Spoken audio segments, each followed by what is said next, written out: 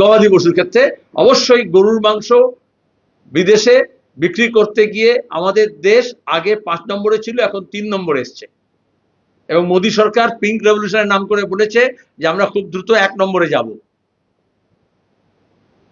এখানে এসে উত্তর ভারতে এসে বলে কেন গরু গোশত খাচ্ছে,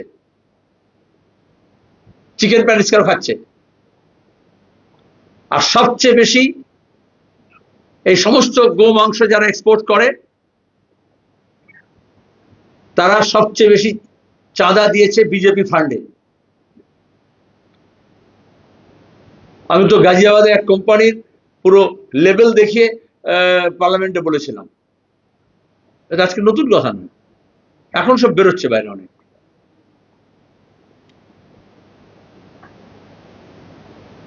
সবচেয়ে বেশি গরু পাচার হয় নর্থ ইস্ট থেকে,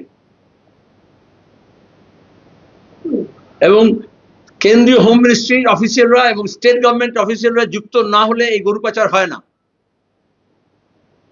এটা বারবার বলা হচ্ছে, তাতে ভাগ থাকে। উনি বলুন তো, ওনার পূর্বসূরি হোম মিনিস্টারকে সরানো হয়েছিল কেন? তার সন্তানের কি যোগ ছিল গরু পাচারকারীদের সঙ্গে?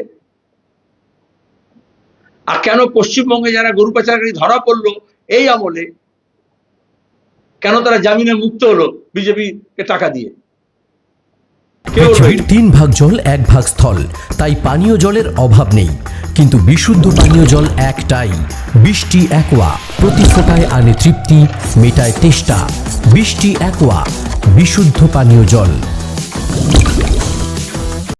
বলছে মিমের সঙ্গে হুমায়ুনের জোট ভেঙেছে, তাহলে সিপিএম এর কি আছে এখানে?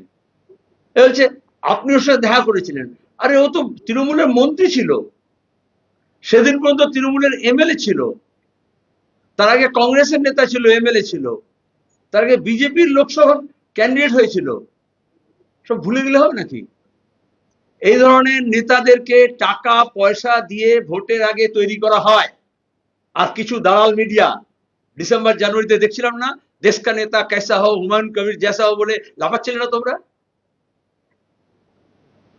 আরে আমারও তো খবর ওই জন্যই ছাপলো যে আমি দেখা করলাম বলে, না তো মোহাম্মদ সিমের খবরই ছাপে না। ডিসেম্বর জানুয়ারি ফেব্রুয়ারি তোমাদের সব চ্যানেলগুলো আর খবরগুলো দেখো তো, কত ঘন্টা কত মিনিট নষ্ট করেছো বা ব্যবহার করেছো, বিক্রি করেছো। তাহলে টাকা কিন্তু একা পেয়েছে, মিডিয়া পায়নি। আমার কাছে প্রশ্ন হচ্ছে 2011-তে তৃণমূল কত কোটি টাকা পেয়েছিল বিজেপির কাছ থেকে? তখন তো হুমায়ুন তৃণমূলই ছিল। তারপরে এটা দিয়ে একটা এস্টাবলিশড হলো পশ্চিমবঙ্গে কালো টাকা কোটি কোটি টাকা ঘুরছে নির্বাচনের সময়। সেই টাকা দিয়ে পলিটিশিয়ানস কেনা হয়, পার্টি বানানো হয়, চ্যানেল কেনা হয়, সাংবাদিক কেনা হয়, খবর কেনা হয়। এটা তো আমরা নন্দীগ্রাম সিঙ্গুর পর্যায় থেকে বলে আসছি, আজকে এস্টাবলিশড হয়েছে। একটা স্টিং অপারেশন শুধু নয়, কালো টাকার খেলা, হাজার হাজার কোটি টাকা। বামপন্থীরা সিপিআইএমরা তার বিরুদ্ধে লড়ছে, এই কোটি কোটি টাকার পাহাড় নিয়ে যারা লড়ছে তার বিরুদ্ধে। আমাদের কর্মীরা না খেয়ে দে তা ছুটে বেড়াচ্ছে গ্রাম গ্রামান্তরে, আর কেউ কেউ হেলিকপ্টার নিয়ে গাড়ির কনভয় নিয়ে ঘুরে বেড়াচ্ছে। কোত্থেকে আসে?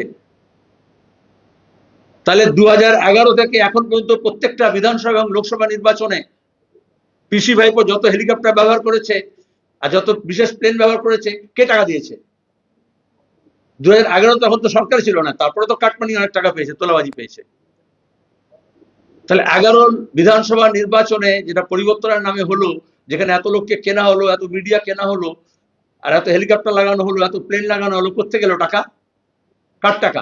এটাই তো আমরা বলছি। তাহলে সাং পরিবার পশ্চিমবঙ্গ দখল করার জন্য গত 20 বছর ধরে এখানে টাকা বিনিয়োগ করছে। কিন্তু দুর্ভাগ্য আমাদের চ্যানেলগুলো, ইনভেস্টিগেটিভ জার্নালিজম, খবরের কাগজগুলো নেই। কিছু একটা খুব হিন্দি বলতে হয় পরোশ দিয়া সামনে, তো সেটাই নাচানাচি হয়। তো নিজেরা খবর খুঁজে বার করা এবং কার টাকা কোথায় যাচ্ছে এই এবিলিটিটা নেই। নদিয়ার সবথেকে বড় English medium school JRS public school প্রায় 35 বিঘা জমির ওপর গড়ে উঠেছে বিশাল ক্যাম্পাস। নার্সারি থেকে শুরু করে উচ্চ মাধ্যমিক, ITI college, law college, BEd college, ভর্তি চলছে জেআরএস পাবলিক। ব্যালকনি বা সিঁড়ির রেলিং, মডিউলার কিচেন বা ড্রয়িং রুম, এক কথায় আপনার স্বপ্নের বাড়িকে করে তুলুন আরো সুন্দর। Chakdah ply centre, gorgeous look বা কোয়ালিটি সবে 3 number 1 Chakdah ply centre. Chakdah ply centre, KBM, Chakdah, Nadia. করবেন কেন করবেন বুঝতে পারছেন না তো?